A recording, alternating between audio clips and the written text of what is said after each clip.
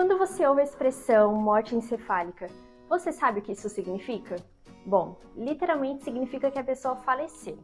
Então, se você receber a notícia de que um ente querido teve morte encefálica, infelizmente para ele não existem mais chances de vida, mesmo que o coração continue batendo. Como assim? Estranho, né? Eu vou te explicar melhor isso, mas vamos por partes. Primeiro ponto, o que significa a expressão encefálico? Bom, como você deve estar imaginando, encefálico vem de encéfalo, que por sua vez deve ter alguma coisa relacionada com o cérebro, né? É por aí mesmo. O encéfalo nada mais é do que o cérebro e mais duas partes, o tronco encefálico e também o cerebelo. Então, deste lado nós temos o cérebro e deste outro lado nós temos o encéfalo mais completo. E como vocês notaram, eu utilizei a expressão morte encefálica e não morte cerebral. Porque se eu utilizasse a expressão morte cerebral, eu estaria deixando de fora justamente o tronco encefálico, que é a parte mais importante do encéfalo para a manutenção da vida. Ele regula funções vitais, como por exemplo a nossa respiração. Para se ter uma ideia, você pode ver, por exemplo, sem o hipocampo, como o paciente HM que, para resolver um problema de epilepsia, retirou o hipocampo e ainda sobreviveu por longos 55 anos. Ele só não conseguia formar novas memórias, mas sobreviveu. Agora, sem o tronco encefálico, não dá. E quando os médicos estão em dúvida se o paciente está vivo ou morto, é justamente as funções que pertencem ao tronco encefálico que são avaliadas. Por isso, o termo correto é morte encefálica e não morte cerebral.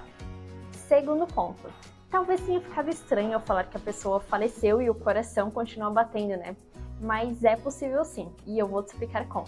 É que desde a década de 1950, quando os ventiladores respiratórios começaram a ser implantados, as UTIs começaram a oferecer o suporte intensivo, que mantém o coração ativo e também a função respiratória, mesmo que o paciente já tenha falecido. Então, imagine a seguinte situação. Vocês têm um ente querido que está na UTI inconsciente. Aí chega o médico para vocês e fala o seguinte: eu sinto muito, mas infelizmente ele faleceu.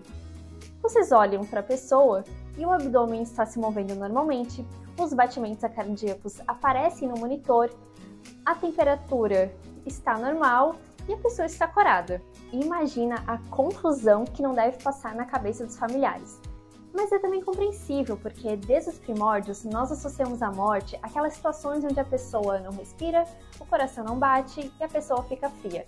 Isso a gente entende bem como sinais de ausência de vida. Por isso, já foram noticiadas várias situações em que mesmo com o paciente morto, os familiares não queriam que desligassem os aparelhos. E eles vão até para a justiça, numa falsa esperança de que ele ainda viva, o que seria a mesma coisa que ressuscitar nesse caso. Mas se é possível manter a função cardíaca e respiratória por aparelhos, como saber se uma pessoa desacordada está viva ou morta? Bom, para isso os médicos fazem exames que avaliam justamente a atividade do tronco encefálico. Esses exames variam conforme o país. No caso do Brasil, eles são padronizados pela Resolução número 1480 de 1997 do Conselho Federal de Medicina e são feitos 2 ou mais testes com intervalo de algumas horas que depende da faixa etária. E agora vamos para o nosso terceiro ponto, que é: se morte encefálica é a mesma coisa que morte, por que esse conceito existe? Como eu comentei com vocês, por volta da década de 1950 foi desenvolvido o suporte intensivo, que mantinha as funções cardiorrespiratórias da pessoa, mesmo que já estivesse falecido. Então, não dava mais para confirmar a morte simplesmente olhando para o pulso. Agora, para confirmar a morte, você deveria olhar para o encéfalo. Afinal, é a atividade incessante dos nossos 84 bilhões de neurônios no encéfalo que faz de nós o que somos e também coordena as nossas funções vitais.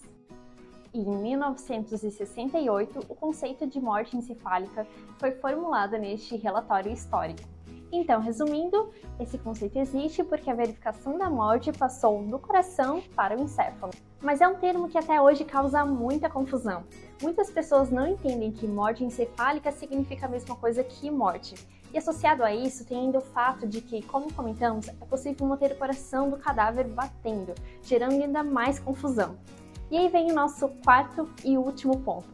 Por que manter os aparelhos ligados mesmo depois que já houve a morte da pessoa? Porque isso pode salvar vidas. A morte encefálica é a condição ideal para o transplante de órgãos. A pessoa já faleceu, mas os órgãos continuam sendo oxigenados pelo sangue que está sendo bombeado. Por isso, nesse momento, os familiares podem ser questionados se gostariam de fazer a doação de órgãos e tecidos. Lembre-se sempre que a doação de órgãos salva vidas.